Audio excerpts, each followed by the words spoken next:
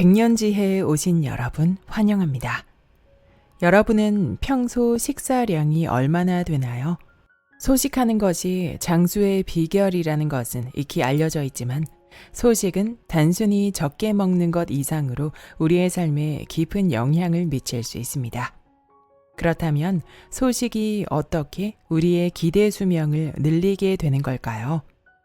책 비만, 당뇨, 콩팥병, 악순환 고리를 끈다에서는 여러 과학적 연구와 사례를 통해 소식의 비밀을 알려주고 있습니다. 음식의 풍요가 넘쳐나는 시대에 왜 소식하는 습관이 필요할까요? 지금부터 책 속으로 들어가 보겠습니다. 소식하면 기대 수명이 늘어나는 이유. 과거에는 먹을 것이 부족해서 굶어 죽는 사람이 많았고 영양실조에 걸리는 경우도 많았습니다. 현대에도 지진이나 전쟁으로 인해서 먹을 것이 부족한 사람들이 있고 또 일부 저소득 국가나 아프리카 등지도 마찬가지입니다. 근대에 급격한 경제 성장을 이룬 대한민국에서는 이제 굶어 죽는 사람은 찾아보기 힘들고 오히려 너무 많이 먹어서 문제가 됩니다. 거기다가 기술 문명 발달로 인해 육체 노동은 점점 줄어들고 있습니다. 결과적으로 과잉의 에너지를 다 소모하지 못하므로 이것이 신체에 쌓여서 독으로 작용하고 대사증후군을 일으킵니다. 잘 먹는 모습을 보여주는 먹는 방송이 무척 재미가 있는데요. 보통 사람의 10배 이상의 음식을 먹어치우는 방송들이 한동안 인기를 끌었습니다. 사람들은 대리만족을 느끼면서 멍하니 그런 방송을 많이 보았던 것 같습니다. 사실 지나치게 많이 먹는 사람들은 인기는 생기지만 건강에는 무척 문제가 많을 겁니다. 위장이 망가질 것이고 여러 가지 대사증후군이 따라오는 것은 불보듯 뻔한 일입니다. 그런데 요즘에는 소식하는 프로그램도 많아졌습니다. 소식해서 건강을 찾자는 내용의 책이나 유튜브도 무척 인기가 많은 것 같습니다. 온종일 밖에서 일하던 스트레스를 음식으로 풀기도 하고 이른바 불타는 금요일이나 주말에 3, 4, 5 모여서 고기를 구워서 먹는다든지 해서 회식하는 사람들도 늘어난 듯합니다. 코로나도 주춤해졌으니 어쩌면 이렇게 먹고 싶은 것 마음껏 먹고 마시며 좋아하는 사람들과 어울리는 것이 인생을 살아가는 행복이기도 하죠. 하지만 그 후폭풍은 크다고 할 수 있는데요. 야식 후 소화되지 못한 음식물 때문에 밤새도록 위장은 쉬지 못합니다. 다음 날 일어나도 몸이 천근만근이고 찌뿌둥하죠. 후회하지만 이러한 생활 습관이 자꾸 반복되는 경향이 있습니다. 마음껏 먹고 마신 다음 날의 고통보다 함께 즐기는 순간의 유혹이 더 크기 때문이죠. 사람들이 이성적인 판단에 따라서 살아가는 듯하지만 사실 오감의 유혹이 이성보다 더욱 강한 듯합니다. 또 단백질 섭취를 충분히 섭취해야 힘이 날 것 같아서 육식을 즐겨 먹는 사람도 많죠.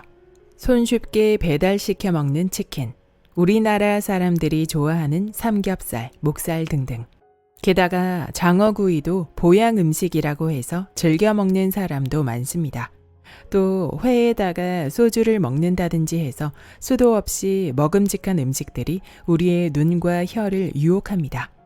이런 식생활 문화 덕분에 우리나라 사람들의 대사증후군은 날로 늘어나고 과체중인 사람도 많습니다. 식사 후 식곤증에 시달리는 사람도 많은데요. 많은 양의 음식을 소화하느라 소화효소가 위장으로 총집결해야 하고 또 소화효소가 부족한 사람은 몸 안의 대사를 위해서 존재하는 대사효소까지 끌어당겨서 소화효소로 사용하게 되므로 식사 후 얼마 안 가서 급격한 피로감과 졸음이 몰려오게 되죠. 제가 최근 소화효소의 분비 기능이 좀 떨어진 듯해서 탄수화물 양을 좀 줄여보았습니다. 평소 먹던 밥의 양을 3분의 1에서 2분의 1 정도를 덜 먹는 것이죠. 그랬더니 식곤증이 와도 금방 지나가고 훨씬 덜 피로하다는 느낌이 들더라고요. 특히 온종일 일하려면 밥을 좀 든든히 먹는 게 좋을 것으로 생각해서 열심히 아침밥을 먹고서 출근했는데요. 먹을 것을 소화하느라 출근 중 운전할 때 자꾸 졸음이 왔습니다. 그래서 졸음 방지를 위해서 커피까지 식후에 한 잔 챙겨 마시고 출근하게 되었습니다. 사실 식후에 커피를 바로 마시면 밥 속의 철분 등 영양소 흡수를 방해하므로 이런 습관은 굉장히 안 좋은 것입니다. 그런데 커피를 마시고 운전하는데도 졸음이 몰려왔습니다. 게다가 식후에 먹은 커피는 위장장애도 일으키더라고요. 전에는 저녁 회식에 아무리 많이 먹어도 아침에는 거뜬하게 소화되어서 큰 불편 없이 지냈답니다. 그래서 나이가 들면 소화 효소가 줄어간다는 사실을 실감했습니다. 자구책으로 밥 먹는 양을 줄이고 나니 운전해도 별로 졸음이 안 오더라고요. 그리고 그 전날에 저녁 식사를 오후 5시경 밥 대신 감자나 고구마 2개 쪄놓은 것을 김치와 약간 먹고서 이후 과일 한두 쪽 먹거나 아예 안 먹는 방식으로 했으므로 일찌감치 소화된 후 잠자리에 든 것입니다. 그리고 위장에 불편한 라면, 국수, 빵, 떡 등의 음식을 자제했습니다. 결과적으로 밤새 충분히 소화된 상태에서 운동까지 하고 나서 아침을 먹고 거기다 밥 양도 줄이니 아침에 먹은 식사가 무리 없이 소화됩니다. 또 전에는 일하다가 피곤하면 오후에 커피를 한 잔 더 추가로 마시기도 했는데요.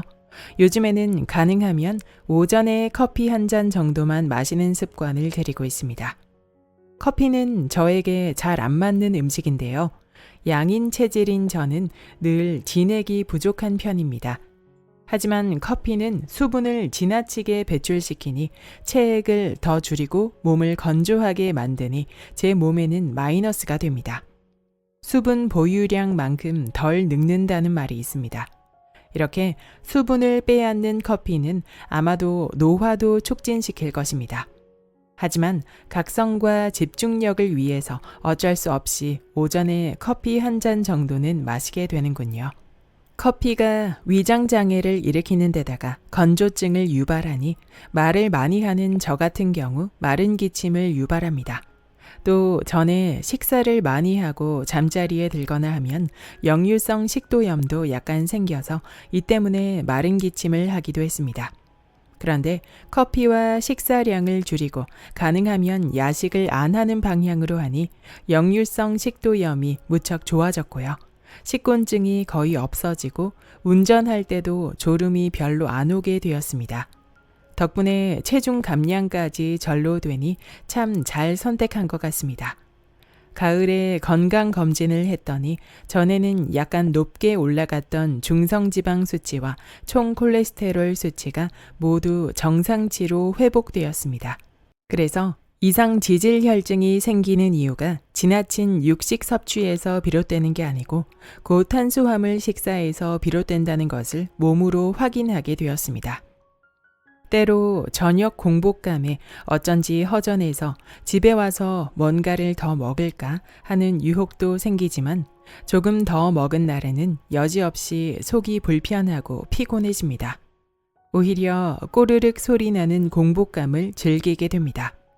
이렇게 꼬르륵 소리가 날 때 위장관 내에 남아있던 음식물 찌꺼기가 다 아래쪽으로 내려가면서 노폐물이 처리되니 공복 상태를 유지하는 것은 우리 몸에 굉장히 유익한 것입니다. 저녁 시간에 10시간에서 12시간 정도의 간헐적 단식을 시행해 보면 여러 가지가 좋아지는 것을 얼마 안 가서 몸으로 체득하게 되니 이 글을 읽는 독자분들도 따라서 해보시기를 바랍니다. 위장을 편안하게 하고 건강 수치를 회복시켜주는 소식 습관. 오늘부터 실천해 보면 어떨까요? 끝까지 시청해 주신 여러분 감사합니다.